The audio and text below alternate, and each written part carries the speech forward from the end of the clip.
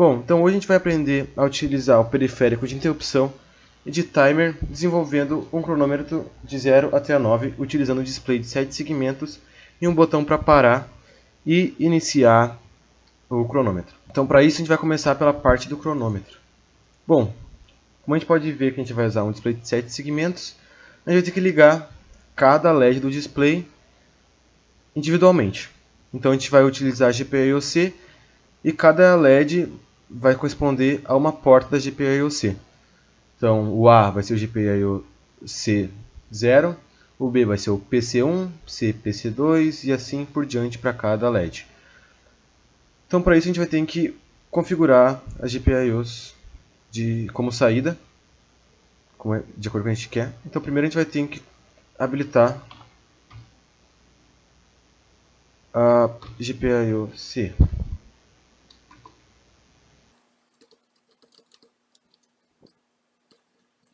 Bom, então agora a gente precisa definir os pinos como saída.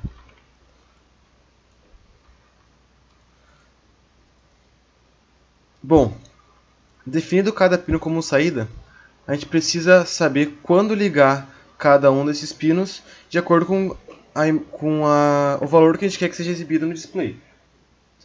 Para isso então a gente vai criar um vetor, vou chamar de dis, com 10 posições, em que cada posição vai corresponder ao valor que vai ser exibido no display. Então na posição 0 vai ser exibida a posição 0, na posição 1 vai ser exibido o valor 1, na posição 2 vai ser exibido o valor 2 no display e assim sucessivamente. Então como é que a gente faz para dizer cada GPIO que a gente quer que seja ligada sem ficar escrevendo tudo isso aqui? A gente vai fazer o seguinte.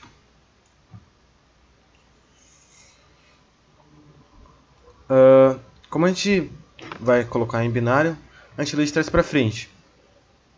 E tem 7 valores, a gente vai começar com 0 para fechar 8 bits. Então, por exemplo, a gente quer que seja ligado no display o valor 0. Então, o 0 liga todos os LEDs menos o G. Então, fica, como a gente vê de trás para frente, 0, F1, E1, D1, C1, 1, 1. A gente pega esse valor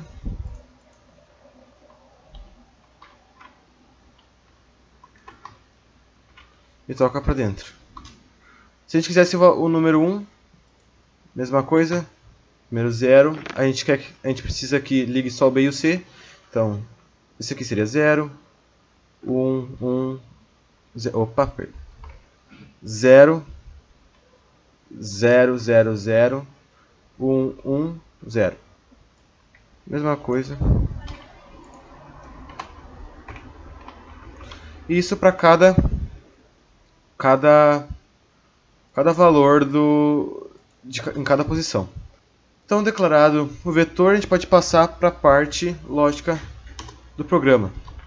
Para isso, eu já vou começar criando a minha variável início, que para toda vez que eu apertar o botão, essa variável início receba um valor 1 e ela começa então a contagem do cronômetro. E para fazer a contagem, a gente vai precisar também então configurar o nosso timer. Nesse caso, a gente vai usar o timer 11.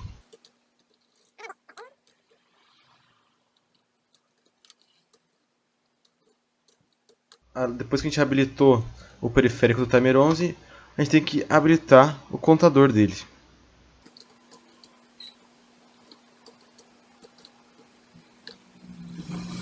Agora que a gente ativou o contador dele, a gente tem que ativar o Press Caller, que vai ser o que vai fazer a primeira divisão da frequência. Então, como a frequência do nosso ARM é de 16 MHz, para ficar mais fácil, vou dividir por 16.000 para depois dividir, que vai resultar em 1000 Hz, para depois no ARR eu poder dividir de uma forma mais fácil. Então, como eu quero 1 Hz, quero 1 segundo, eu vou dividir só por 1000.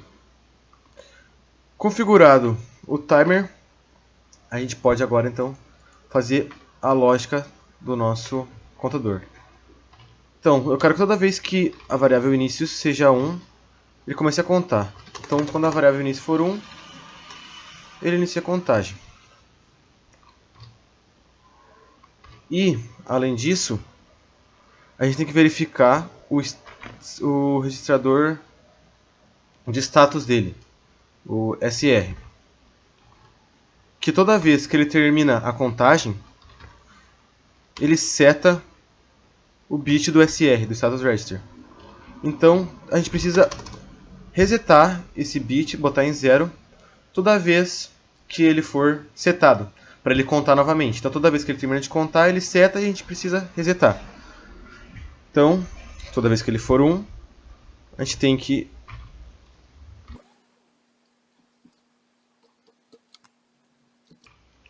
ele em 0 toda vez que ele acabar. Então, a gente precisa toda vez então que inicie a nossa contagem, a gente tem que ter uma variável que conte e vá alterando o valor do nosso display. Então, para aparecer, para ligar os LEDs, a gente vai primeiro desligar todos os LEDs. Então, a gente vai zerar a GPIO-C.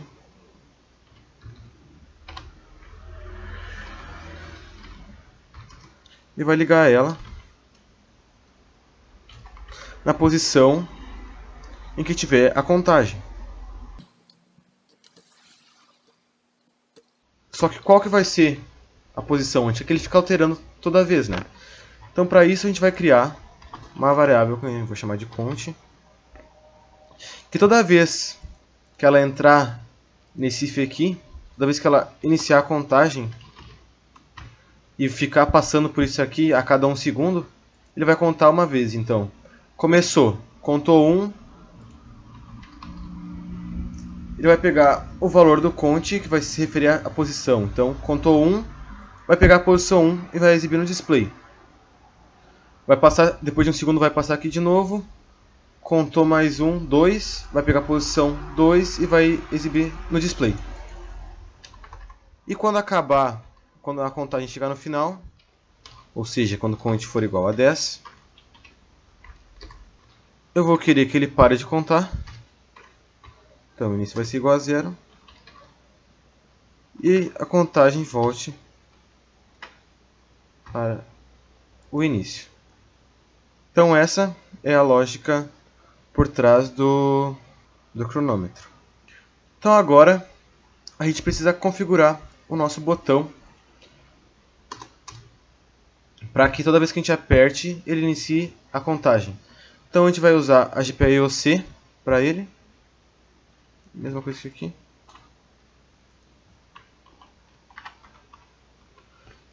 A gente vai definir ele, então, como entrada.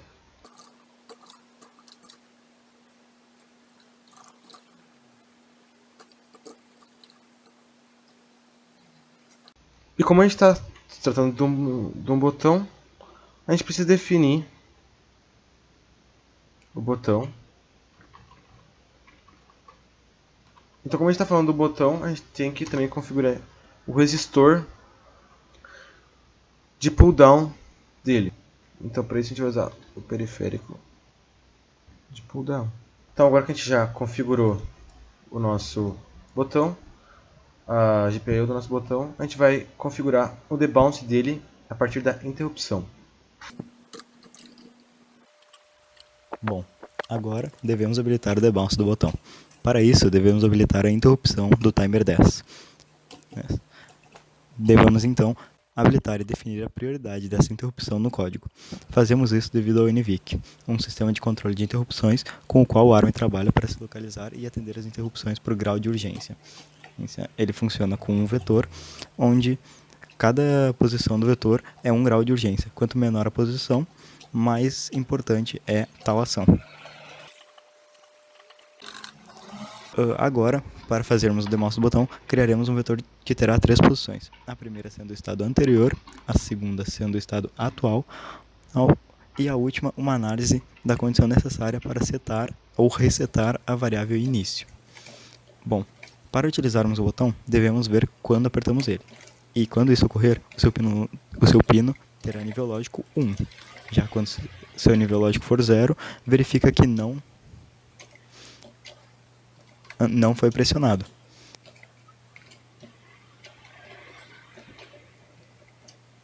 Agora, devemos analisar se o botão foi apenas pressionado, pois não queremos que haja alteração quando segurarmos ou soltarmos ele. Para isso, devemos verificar a condição e ela só será verdadeira quando o valor do estado atual for 1 e o anterior for 0. Quando isso for verdade, a posição 3 do vetor tem valor 1. Quando não, tem valor 0. Então, ao analisarmos isso, devemos fazer com que o estado anterior receba o valor do estado atual também ao fim da interrupção. Bom, como assim? Sim, a gente vai fazer toda a análise daquele pino e depois dessa análise a gente coloca o valor do estado anterior igual ao valor do estado atual, para que quando a gente segura não haja uma alteração na variável início. E para finalizar, devemos definir que o valor da variável início se altera apenas quando a posição 3 do vetor BTS tiver o valor 1. Assim, sempre que apertarmos o botão, iremos acionar ou parar a contagem.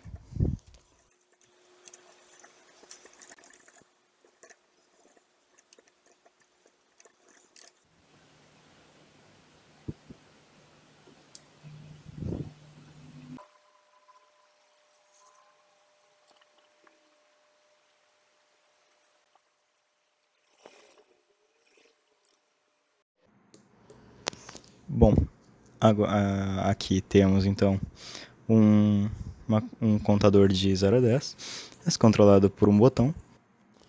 E espero que tenham gostado da aula. Muito obrigado. É nóis. Valeu.